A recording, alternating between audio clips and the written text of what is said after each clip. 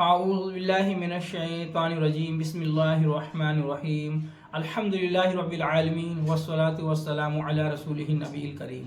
اللہ کے نام سے شروع جو بڑا مہربان نہایت رحم کرنے والا ہے۔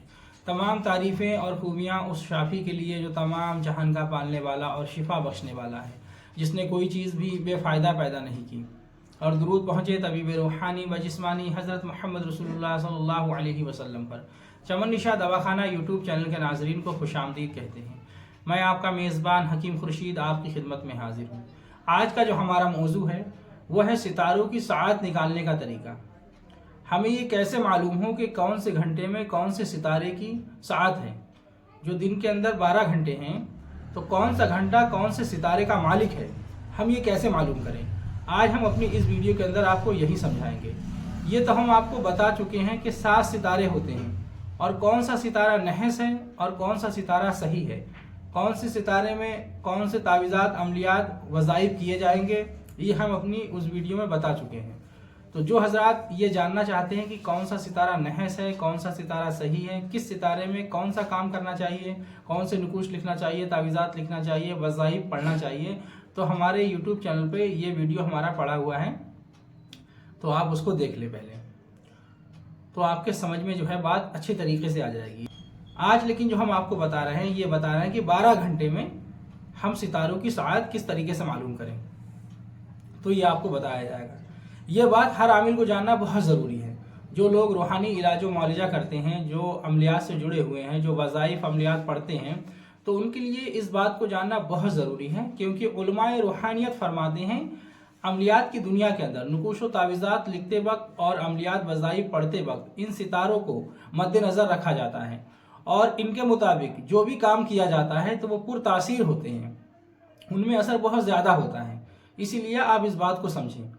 تو ہم ہفتے کے دن سے آپ کو جو ہے شروع کرتے ہیں ساعت نکالنے کا طریقہ، کہ ہفتے کے 12 گھنٹے میں کون سا گھنٹہ کس ستارے کا مالک ہے، ہم یہ کیسے معلوم کریں۔ تو سب سے پہلے آپ کو یہ ذہن نشین کرنا ہے کہ جو 7 ستارے ہیں، کون سا ستارہ کس کے بعد آتا ہے، آپ نے اس کی ترتیب یاد کرنی ہے۔ ہفتے کے دن جو پہلا ستارہ ہوگا وہ زحل ہے، دوسرا ستارہ مشتری، تیسرا ستارہ مریخ، چوتھا ستارہ شمس، پانچواں ستارہ زہرہ، چھٹا ستارہ عطارد اور 7واں ستارہ قمر ہے۔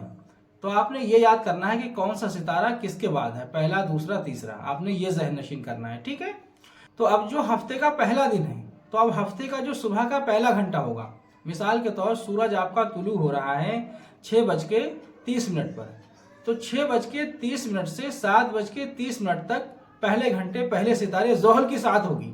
6:30 سے 7:30 تک زحل کے ستارے کی ساعت ہوگی، پہلا گھنٹہ زحل کا ہے۔ اور 7:30 سے 8:30 تک مشتری کی ساعت ہوگی۔ 8:30 سے 9:30 تک مریخ کی ساعت ہوگی، اور 9:30 سے 10:30 تک شمس کی ساعت ہوگی۔ 10:30 سے 11:30 تک زہرے کی ساعت ہوگی۔ 11:30 سے 12:30 تک عطارد کی ساعت ہوگی، اور 12:30 سے 1:30 تک قمر کی ساعت ہوگی۔ اب یہ 7 ستارے ترتیب بائی پورے ہو گئے۔ اب یہاں سے پھر واپس چلے آئیے، 7واں ستارہ قمر تھا، اب اس سے آگے کوئی ستارہ نہیں ہے، تو 1:30 بجے تک یہ ستارے پورے ہو گئے۔ تو اب پھر وہی پہلا گھنٹہ جو صبح کا پہلا ستارہ تھا، اسی ستارے میں پھر بیک ہو جائیے پیچھے، تو 1:30 سے 2:30 تک پھر وہی زحل کی ساعت ہوگی جو صبح میں تھی، اور پھر جو ہے 2:30 سے 3:30 تک وہی مشتری، اور 3:30 سے 4:30 تک مریخ، اور 4:30 سے 5:30 تک شمس، اور 5:30 سے 6:30 تک زہرہ، اور 6:30 سے 7:30 تک عطارد، اور 8:30 سے 9:30 تک پھر وہی قمر۔ اسی طریقے سے جو ہے ترتیب بائی ترتیب آپ جو ہے ستاروں کو شمار کرتے جائیے۔ 7 ستارے ہیں، جب لاسٹ ہو جائے پھر پیچھے آ جائیے۔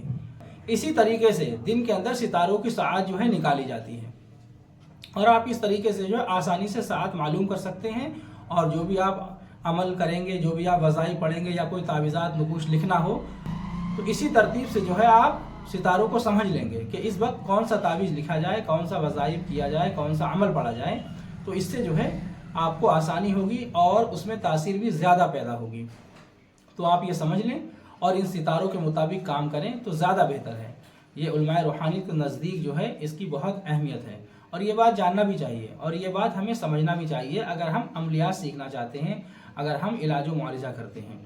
तो ये तरीका जो है हफ्ते के दिन का साथ निकालने का था।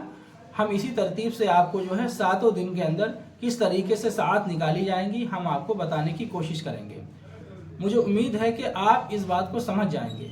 देखिए, ये जो सितारों का इल्म है ये एक बहुत बड़ा इल्म है। ये इतना आसान तो नहीं है कि एकदम इंसान समझ सके, लेकिन ऐसा भी नहीं है कि इंसान से बढ़ के कोई चीज़ है।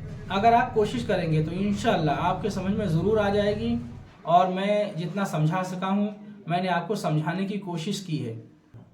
कोई बात नहीं, लाइट चली गई है लेकिन हम अपनी बात को मुकम्मल कर रहे हैं।